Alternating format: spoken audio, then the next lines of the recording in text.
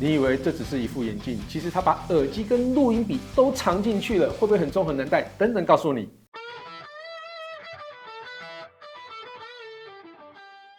嗨，大家好，我是 Kissplay， 我手上這一副呢，就是米家智慧音頻眼鏡。簡單來說，就是眼鏡跟耳機的結合。我想很多朋友聽到這樣的產品，第一個反應除了說“很酷哦”以外哦，也伴隨了一串的疑問，像是除了聽音樂以外，還能做什麼？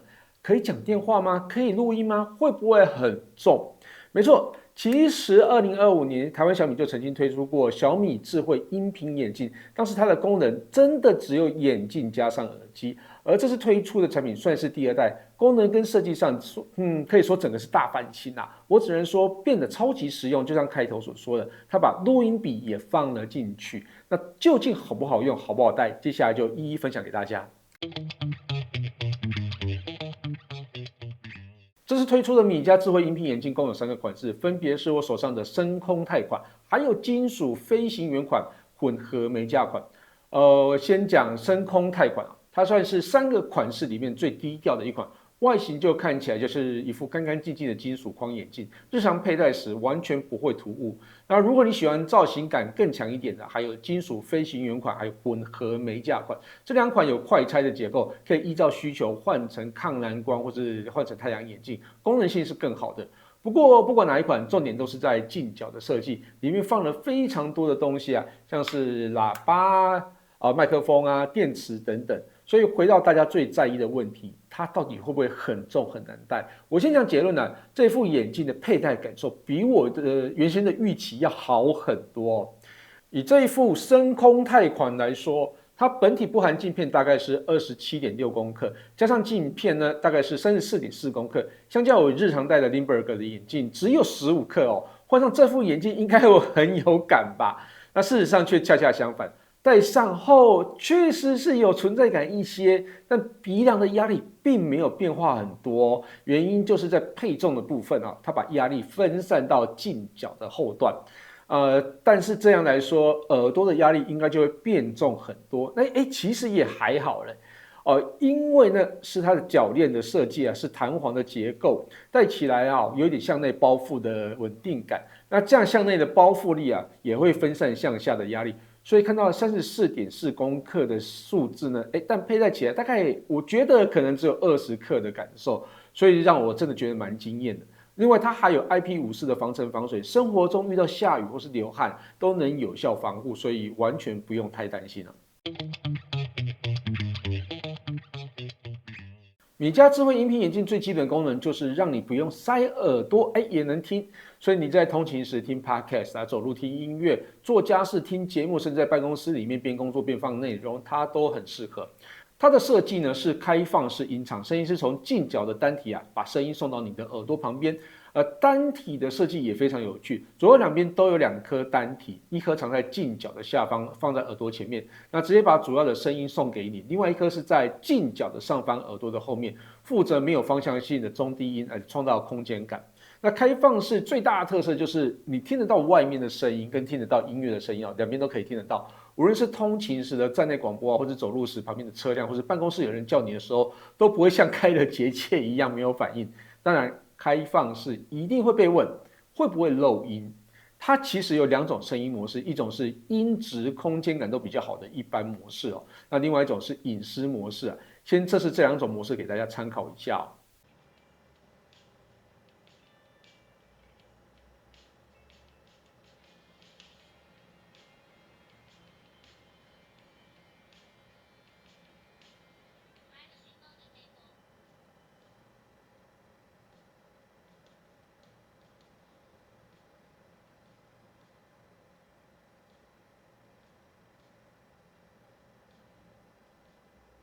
在正常的音量底下，50公分的距離，一般模式其實是可以聽得到耳機播放的內容，但是在隱私模式底下，基本上是完全聽不到的。加上日常還有很多的環境音，所以這種細微的聲響幾乎沒有感覺。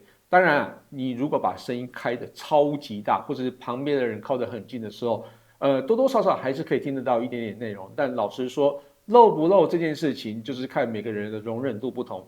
如果你對於聲音外露超級敏感，我真的建議你直接去現場試聽最準哦。那聲音的表現如何呢？先說在前面，這類產品不是要拿來挑戰高階耳機的音質，所以大家不用過度期待。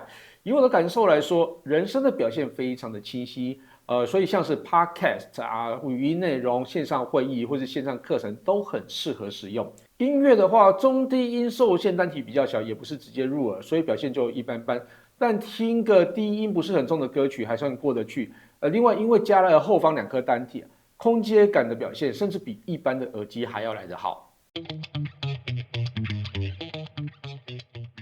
通話部分我覺得是第2個重點，它用4組麥克風搭配演算法做通話降噪，即使你旁邊的環境嘈雜，對方也不會明顯感受到，通話品質變得更好。直接實測給大家看最準。這是1、2、3。这是1、2、3，我現在正在打字。那你那邊聽得到嗎？而且我用的是機械鍵盤哦，不大聲的。你那邊有聽得到鍵盤的聲音嗎？在邊打字邊講話時啊，對方也只有聽到微微零星的聲音，表現還算不錯。那在車來車往的街邊呢？我們直接看實測。好，現在測試走到路邊。現在旁邊有卡車經過，樓上這樣子聽到聲音嗎？街邊聲音其實還蠻大的，我不曉得你這樣聽得清楚聽不清楚我的聲音。現在路上蠻多車的，但通話不曉得清不清楚。測試。旁邊車流還蠻多的。如果這樣通話都很清楚的話，那表現其實還算不錯。測試時啊，路邊的車流還不少，但基本上電話那頭也只能聽得到細微的聲音，比起在路邊聽到的聲音小非常多。也就是說，如果在路邊需要開會，也能讓對方聽清楚我的講話的聲音，不會受到環境的聲音阻擾哦。對了，其實它也有抗風噪的能力，這部分直接用電風扇來測試。電風扇風力實測，現在開的是第1段風力最弱風。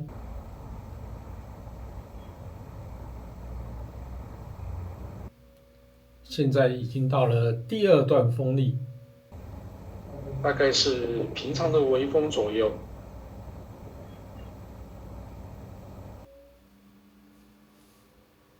現在開的是第3段風力，風力大概像是新竹平常風沒有那麼大的時候的風力。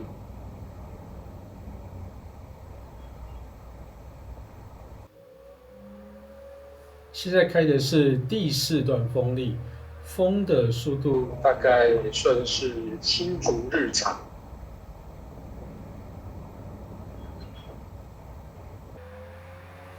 接下來是第5段風力，這個風力在新竹也算是大的，追下來會受不了。準90。來最強風力第5段的，現在天氣還蠻冷，這樣吹其實有一點冷啊。好了，不曉得那邊聽得清楚不清楚？這是最強風力了。還有一段，這個才是最強的。好，我想這麼長，應該沒有一只耳機可以通話通得清楚吧？記住閉上眼睛，好大了。OK， 那就這樣子哦。測試的結果，風力一直要到中強風或是強風的時候，大概就跟新竹的風比較大的時候差不多哦。這時候才會明顯感覺到風的聲音。那一般日常的風力其實不太會影響到通話品質，表現還算不錯。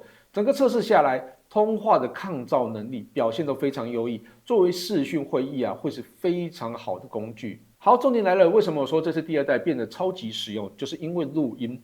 很多人看到錄音就會想說，手機也能錄啊，幹嘛特地放在眼鏡呢？問題就是你來不來得及哦。你突然被叫去開會，你臨時跟客戶討論，你聽到一句很關鍵的決策，很多時候就是那幾秒鐘的反應時間，你拿手機解鎖找 App， 通常就會錯過了。那這副眼鏡的玩法是，你直接長按近角就可以開始錄音，直覺到有點像是你把錄音筆放在身上，而且是隨時隨地都能啟動的那一種哦。那搭配米家智慧眼鏡 App，你可以管理不同情境的錄音，包含現場錄音、通話錄音、線上會議錄音。那錄音檔都會集中在 App 裡面，之後要回放啊、整理，甚至直接丟給 AI 抓重點，都會很方便哦。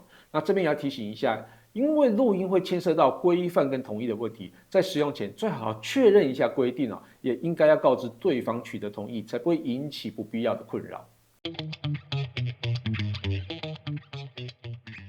操作上呢，它在近角有觸控區，可以透過點擊滑動去控制兩邊都有哦。你也可以在 App 裡面調整自己習慣的操作邏輯，這點我覺得很重要，因為有些人想把最順手的手勢留給錄音，有些人想把它留給通話，能制定就不會強迫去適應它。另外，它也可以呼叫你手機裡面的語音助理或是 AI 助理。如果你手機裡面有多個語音助理，第一次使用時就可以選擇你最常用的那一個哦。那之後啟動時就可以直接對話。像我就是比較習慣使用 Gemini。所以使用時直接說出你的問題，馬上就可以聽到語音回復。像是我有時候走路突然想要查行程，想要記一個待辦事項，或者想要詢問某個資訊就不用掏手機，直接用語音就能完成。那個感覺就很像你多了一個隨身幫手一樣哦。那續航的部分，官方數字呢是可以聽音樂到13個小時左右，那通話可以9個小時，一整天使用下來是綽綽有餘的哦。那充電是磁吸的設計，使用上很直覺，充電速度也算快，臨時要出門補一下電，也不會覺得太痛苦。最後分享一下有哪些人適合米家智慧音頻眼鏡，我覺得有2種。第一種是天天就戴眼鏡的人，去配個度數之後，它直接就變成你的日常裝備，順便把聽內容通話、錄音整合在同一副眼鏡裡面。第二種呢是工作會議多，需要記錄的事情很多，或是你常常在外面跑行程，很需要那種長按就錄的效率感。那這副眼鏡呢，就會變得很像你的工作外掛哦。那以上就是米家智慧音頻眼鏡的實測，感謝大家收看這期節目，希望大家有喜歡這次內容。如果有任何建議或問題，也歡迎留言讓我知道。我是 Kisper， 下期見哦，拜拜。